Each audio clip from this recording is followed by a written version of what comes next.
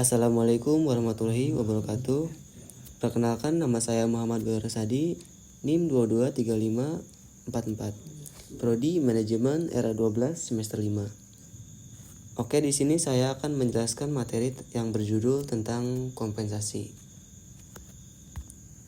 Oke, materi yang akan dibahas, yang pertama pengertian kompensasi, yang kedua asas-asas kompensasi, yang ketiga tujuan kompensasi, yang keempat jenis-jenis kompensasi, yang kelima faktor-faktor yang mempengaruhi kompensasi, dan yang terakhir yang keenam penerapan evaluasi jabatan dalam menentukan kompensasi. Materi yang pertama yaitu pengertian kompensasi.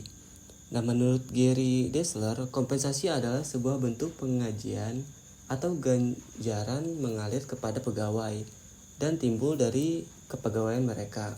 Sedangkan menurut Tehani Handoko, kompensasi adalah segala sesuatu yang diterima para karyawan sebagai balas jasa untuk kerja mereka. Nah, kompensasi juga dibedakan menjadi dua, yaitu yang pertama kompensasi langsung dan yang kedua kompensasi tidak langsung. Nah, kompensasi ini adalah bentuk pembayaran langsung maupun tidak langsung dalam bentuk manfaat dan insentif untuk memotivasi karyawan agar produktivitasnya semakin meningkat tinggi. Kompensasi dalam bentuk finansial seperti gaji, upah, komisi, dan bonus. Dan sedangkan kompensasi tidak langsung seperti asuransi, bantuan sosial, uang cuti, dan uang pensiun. Kompensasi juga perlu dibedakan dengan gaji dan upah karena konsep kompensasi tidak sama dengan konsep gaji atau upah. Gaji dan upah merupakan salah satu bentuk konkret atas pemberian kompensasi. Untuk lebih jelasnya, kompensasi itu bukan hanya masalah gaji atau upah, tetapi ada hal-hal lainnya.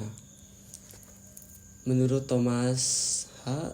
Stone dalam buku Understanding Personal Management, kompensasi adalah setiap bentuk pembayaran yang diberikan kepada karyawan sebagai pertukaran pekerjaan yang mereka berikan kepada majikan. Sedangkan menurut Edwin B. Flivo dalam bukunya Principles of Personal Management, kompensasi merupakan pemberian imbalan jasa yang layak dan adil kepada karyawan-karyawan karena mereka telah memberi sumbangan kepada pencapaian organisasi tersebut. Lanjut ke materi yang kedua yaitu asas-asas kompensasi. Nah, perusahaan harus menetapkan program-program kompensasi yang didasarkan atas asas keadilan serta asas kelayakan dan kewajiban. Dengan memperlihatkan undang-undang perburuhan yang berlaku pada perusahaan, harus memperhatikan keseimbangan antara kondisi internal dan eksternal guna menjamin perasaan puas bagi karyawan agar karyawan tetap termotivasi untuk belajar dengan baik bagi perusahaan. Lanjut ke materi yang ketiga yaitu tujuan kompensasi. Kompensasi harus mempunyai dampak positif bagi karyawan maupun bagi pengusaha. Di bawah ini akan dijelaskan tujuan-tujuan kompensasi. Nah, tujuan yang pertama yaitu ikatan kerjasama. Pemberian kompensasi akan menciptakan suatu ikatan kerjasama yang formal antara pengusaha dengan karyawan dalam kerangka organisasi, di mana pengusaha dan karyawan saling membutuhkan. Nah, tujuan yang kedua yaitu kepuasan kerja. Jadi di sini karyawan kerja dengan mengerahkan kemampuan pengetahuan, keterampilan, waktu, serta tenaga yang semuanya ditujukan bagi pencapaian tujuan organisasi. Oleh karena itu, pengusaha harus memberikan kompensasi yang sesuai dengan apa yang telah dilakukan oleh karyawan tersebut. Nah, tujuan yang ketiga yaitu pengadaan efektif. Nah, pengadaan karyawan efektif jika dibarengi dengan program kompensasi yang menarik, maka calon karyawan yang berkualitas baik dengan kemampuan dan keterampilan tinggi akan muncul sesuai dengan kriteria yang ditetapkan oleh perusahaan. Lanjut ke materi yang keempat, yaitu jenis-jenis kompensasi.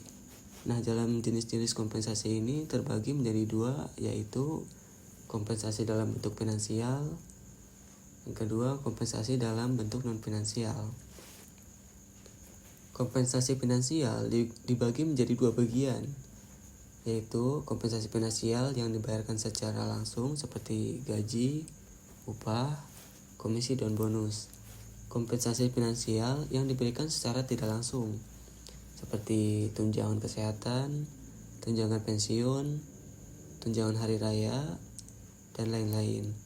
Sedangkan kompensasi dalam bentuk non-finansial dibagi menjadi dua bagian juga, yaitu yang berhubungan dengan pekerjaan dan berhubungan dengan lingkungan kerja. Yang berhubungan dengan pekerjaan, misalnya kebijakan perusahaan yang sehat, pekerjaan yang sesuai atau bisa dibilang menarik, peluang untuk dipromosikan, mendapat jabatan sebagai simbol status.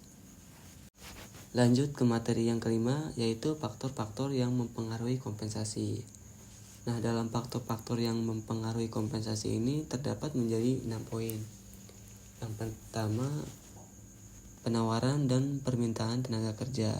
Poin kedua, organisasi buruh. Poin ketiga, kemampuan untuk membayar. Poin keempat, produktivitas. Poin kelima, biaya hidup. Poin keenam yang terakhir, pemerintah. Lanjut ke materi yang keenam, yaitu penerapan evaluasi jabatan dalam menentukan kompensasi.